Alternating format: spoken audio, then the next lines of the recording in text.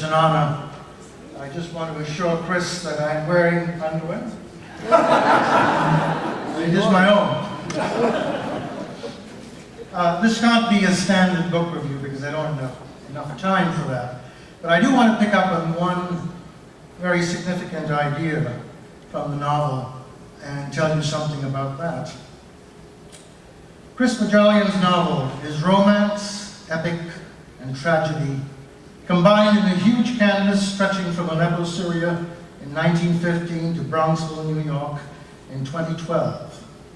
It alternates between the first-person account by Laura Petrosian, a novelist from suburban New York, of how she came to discover, commandeer, write, and understand her grandparents' epic love story, and her own third-person account of that very story, folded within what she ironically calls the slaughter you know next to nothing about, a tag that certainly does not apply to Armenians of older generations who have the genocide burned into race memory. The story proper could be said to begin with a memento mori, an old photograph from a traveling exhibition called German Images of the Genocide that happens to visit Watertown when Laura is a 19-year-old freshman in college. She is, by her own admission, too young or too self-absorbed at the time to understand the image's full significance, but this photograph becomes a game changer.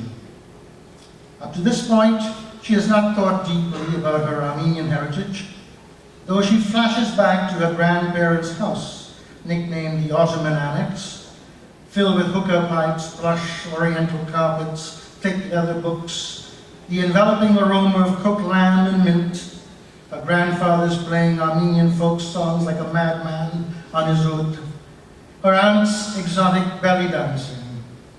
But her nostalgia bears an aura of sadness, secrets, and wistfulness, detectable subterranean currents of loss. Bohjalian's novel derives much of its dynamic tension from traumatic encounters of the other. I'm referring to the sense of being different or diverse from another, as well as to a disempowering or empowering sense of identity. I'm also referring to trauma theory in literature, such as the writings of Hegel, Primo Levi, Paul Celan, Dominic Lacapra, Paul Eisenstein, Thomas Keneally, Peter Balakian, and others. Armenians are the other to the Turks, a dispossessed tribe, uprooted, degraded, and bent for extinction. Laura's grandmother, Elizabeth Endicott, is the Oda in the Armenian sense because she hails from privileged Boston stock. Her father, Silas, is a banker, and yet she learns some Turkish and Armenian, volunteering on behalf of the Boston-based Friends of Armenia to deliver food and medical aid to Armenian refugees.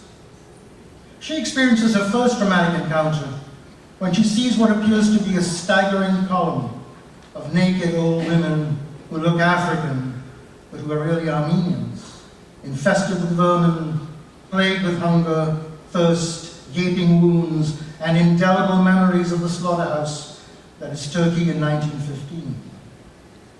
The most significant traumatic encounter is with Armin Petrosian, the engineer on the Baghdad Railway, who has lost his infant daughter and wife in the hectic madness of the genocide.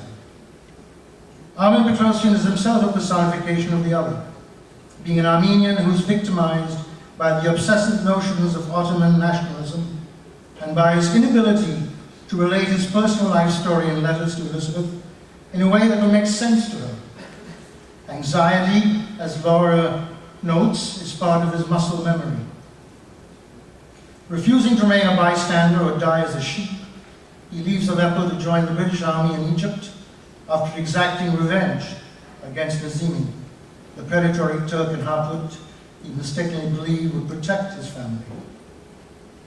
There's also Garebian, Armin's wife, so harrowed by the loss of her baby, husband, and human dignity, that she wishes for an absolute mental breakdown, a collapse that would forever divide her from the past. The novel develops the idea of the other in various ways, using multiple characters and events to this purpose. Brutally tortured and violated Armenian women and children, Nevat, the young childless widow, who comforts and protects Hatun, the little girl who, having witnessed the decapitation of her mother and sister, tears off the head of her doll and falls into silence as a result of her inconceivable loss. And Shushan, the street urchin, who flirts with danger in various ways, thereby exposing herself to sordid and violent reprisals. On the non-Armenian side are the young German soldiers, Erich and Helmut, who photograph the genocide victims for the outside world to see and respond. Dr. Saeed Akram, the devout Muslim humanitarian who offers refuge to Nevat and Hatun. And to take just one more example, there is Orhan, a young Turkish soldier, who bravely reveals the secret burial place of the incriminating German photographs. Laura articulates the stereotype of the Armenian as other when she writes, "We Armenians represent well. We are exotic without being threatening, foreign without being dangerous. We are domestic. We make rugs." Her ironic tone sharpens as the story unfolds, and it becomes clear that she herself has had a traumatic encounter with the emotional toll of her grandparents' lives, though she resists trying to demonize Turks.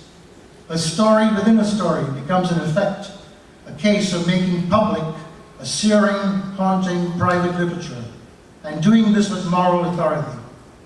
History matters to her, and she seems to intuitively understand that Armenian history is really a matter of one traumatic encounter inside another. Although the novel has vividly poignant and tender moments where the significance of the title becomes evident, as in Armin's mirage of his wife and daughter building a sandcastle in the desert, it is never short on high-pitched excitement. Bohjalian's penchant for sharp cross-cutting between scenes gives the fiction a racing pulse and suspensefulness, culminating in a devastating, heartbreaking moment of tragic awareness and destruction. Bohjalian keeps tight control of the plot and conjures up some remarkable characters. But what I treasure most of all is his effective representation of trauma that becomes, in effect, a startling way of delving into the unsymbolizable genocide. The Sandcastle Girls allows us to meditate on the horror of the event while closing off an utterly triumphant ending.